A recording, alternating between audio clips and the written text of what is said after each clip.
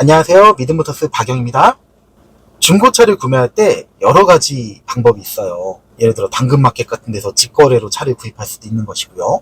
엔카 같은 데 잘 뒤져봐가지고 이 차 마음에 든다 해가지고 저 같은 딜러한테 구입하시는 분들도 있고요. 또 뭐 아는 분한테 차 파는 거야? 나한테 줘! 싸게 줘! 이래가지고 가져오는 경우도 있고요.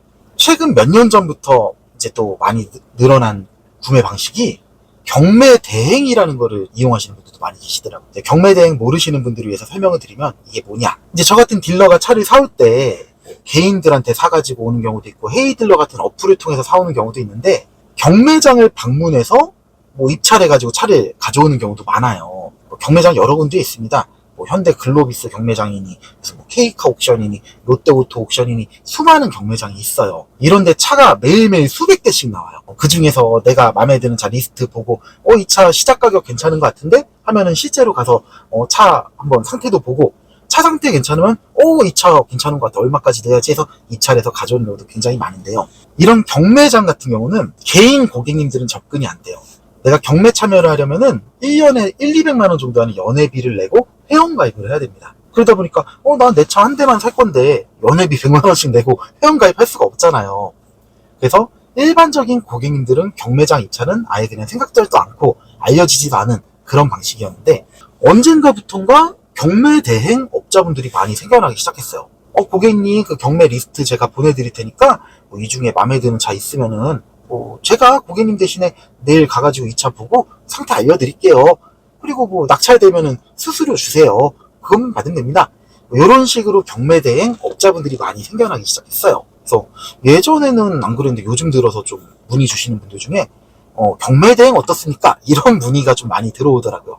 그래서 오늘은 경매 대행에 대해서 좀 말씀을 드릴게요. 경매 대행 시스템은 이렇게 됩니다.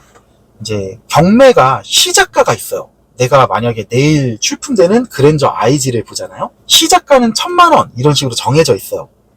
거기에서 이제 딜러나 이런 경매 대행 업자들이 입찰을 해가지고 가격이 점점 높아지는 거예요. 근데 시작가 1,000만 원짜리 그랜저 IG를 내가 경매 대행으로 입찰을 해보고 싶다. 그러면은 계약금을 내면 됩니다. 시작가의 10% 정도를 통상적으로 계약금으로 받아요. 시작가 1,000만 원짜리 그랜저는 100만 원 계약금 내면 되겠죠. 그 계약금을 내면 이제 경매 대행 업체에서 상담이 진행이 되는 건데 고객님 이 그랜저는 시작가는 1,000만 원이지만 아마 낙찰되는 시세에 저희 생각대로 하면 한 1,500, 1,600에 낙찰될 것 같아요. 고객님이 이 차를 진짜 낙찰받고 싶으시다면은 실제 낙찰가는 1,500 정도는 생각하셔야 되는데 괜찮으시겠어요? 이런 식으로 가격 상담이 들어와요. 이상하다, 억울한데? 나는 1,000만 원 시작이라길래 한 1,000만 원에 살 수 있을 줄 알았지? 이런 생각하시면 이제 경매 대행은 거기서 종료가 되는 거고요. 그래요. 그럼 1,500까지 한번 덤벼봐 주세요. 이런 식으로 가면은 이제 시작이 되는 거예요. 다음 날에 경매장에 그런 진단 평가사님들이 나가셔가지고 차 상태를 봅니다. 그래서 이 차는 상태가 어디가 좋고 어디가 안 좋고 이렇게 다 일일이 보고서 같은 거 작성해서 고객님께 알려드려요. 그럼 고객님이 차 상태가 이렇구나 보고 이 정도면 될 것 같습니다. 경매 진행하시죠? 하면 이제 그때부터 경매 레디 고 이렇게 되는 거예요. 그럼 이제 이 차를 어저께 1,500만 원까지 우리가 입찰하기로 얘기를 했잖아요. 그럼 평가사님들이 가가지고 경매 이렇게 입찰합니다. 따다다다다닥. 낙찰돼야 돼. 5만 원 더, 5만 원 더, 5만 원 더, 5만 원 더 이렇게 입찰을 하거든요. 그래서 만약에 1,450에 낙찰이 됐다?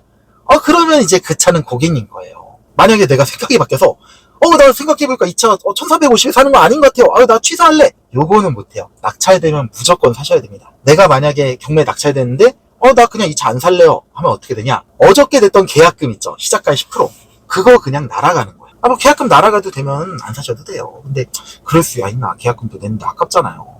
그리고 이미 차 상태도 다 받겠다, 내가 그분들하고 합의한 금액 이내에서 낙찰됐겠다, 그러면 구입하셔야죠. 그런 겁니다. 경매 대행 수수료가 제가 좀 한 사이트를 좀 알아봤더니 경차는 187만 7천 원, 그리고 그 외에 준준형 이상급의 차는 475만 5천 원, 요렇게 좀 수수료를 받는 것 같아요. 좀 수수료가 비싼 감은 있는데 아니야, 이것도 비싼 건 아니에요. 제가 그거 하나 말씀드릴게요. 경매 대행에 참여를 해서 고객님께 유리한 차가 있고 굳이 경매 대행 참여를 안 해도 되는 차가 있습니다. 거기에 대해서 알려드리면은 이제 판매가 기준으로 한 3천만 원 정도 하는 2천, 3천, 4천 요 정도에 들어있는 차들은 경매 대행을 이용하시는 것도 나쁘진 않을 것 같아요. 이게 왜 그러냐면은 제가 만약에 3천만 원짜리 차를 매입을 해온다고 칠게요. 그럼 마진을 좀 많이 생각해야 돼요. 저는 3천만 원짜리 만약 G80을 사온다 이러면 마진 최소 200만 원 정도는 생각을 해야 됩니다. 이게 왜 그러냐면은 저희가 차를 매입할 때 제 돈 주고 사는 게 아니에요. 저도 다 대출을 받아와서 그 대출받은 돈으로 차를 사는 거거든요. 그럼 대출에 대한 이자가 발생하겠죠. 만약에 3천만 원짜리 차 사왔는데 제가 석 달 동안 못 판다고 하면은 대출받은 금액에 대한 이자만 70만 원, 80만 원 나와요. 그럼 나는 분명히 처음에 마진 200 이상 생각하고 가져왔는데 석 달 후에 팔면은 100만 원밖에 안 남는 그런 상황이 벌어져요. 3천만 원짜리 차를 파는데. 그리고 석 달 동안 차가 안 팔렸으면은 저는 처음에 제가 생각한 가격보다 차 가격을 낮춰서 팔 거예요.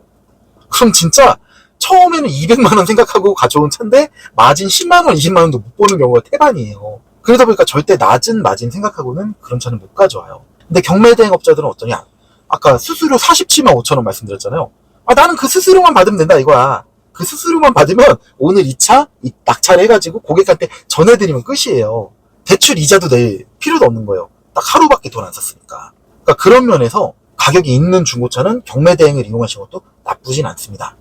다만 하나 알아두실 게 그렇다고 싼 가격에 사느냐? 그건 아니에요. 이게 왜냐면은 일반 딜러는 마진 200 생각하고 하는 거 대행업자들은 수수료 40만 원, 50만 원 생각하고 입찰 하는 거니까 그럼 150만 원 싸게 사는 거 아니에요? 이렇게 생각할 수가 있는데 절대 그러지 않아요. 왜냐면 내가 마음에 든 이 차는 다른 사람도 봤을 거예요. 중고차 굉장히 수요가 많거든요. 경매 대행업자끼리 붙어버리는 거예요. 그러면은 이분들은 이 차가 낙찰이 돼서 고객님께 전달을 해드려야 수수료를 받을 수가 있거든요. 그러니까 낙찰이 안 되면 수입이 없는 거예요. 그러다 보니까 조금 가격을 높여서라도 낙찰을 받아야 돼.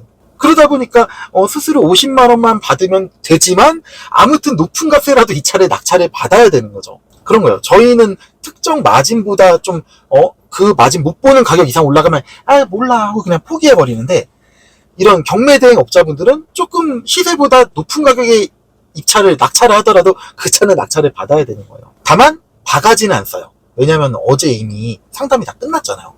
이 차는 요 정도 가격까지는 갈 것 같은데 고객님이 요 정도까지 입찰을 해주셔야 허락을 해주셔야 돼요. 이런 상담을 했는데 고객님들도 바보는 아니잖아요. 너무 비싼 값을 그런 대행업체에서 말하면 이거 제가 생각한 것보다 너무 비싼데요? 그냥 하지 마세요. 이렇게 되는 거예요. 그러니까 한마디로 얘기합니다. 저희 같은 딜러보다는 그런 분들이 조금 더 높은 가격으로 입찰을 하기는 해요. 하지만 그렇다고 해서 막 엄청나게 높아지냐? 그러진 않아요. 그 전에 낙찰이 됩니다. 그렇다고 그 가격이 아주 싸진 않다. 그 정도를 알려드리고 싶은 거예요. 그리고 또 하나, 아까 경매대행 업자끼리 붙어서 막 가격이 올라갈 수도 있다고 했잖아요. 혹시나 그 업자가 한 명밖에 없어서 좀 낮은 가격에 낙찰 받을 수도 있는 거예요. 운 좋으면. 정리하자면 이래요.